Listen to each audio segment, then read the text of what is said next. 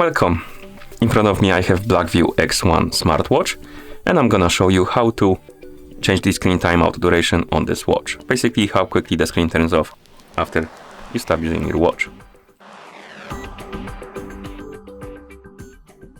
Before we start, if you want to change the screen timeout duration on your watch needs to be paired with a phone via the H-band application. Once the devices are paired together, we can continue.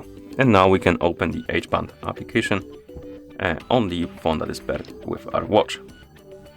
In the app, tap on the Mine icon, then select your X1 from the list of my devices, and here scroll down and find the option called Screen On Time. Tap on it, then tap on Screen On Time here, and we have the list of durations basically. So select the duration you like. For example, let's select something like, I don't know, maybe 15 seconds. Then tap on Confirm, then tap on Save.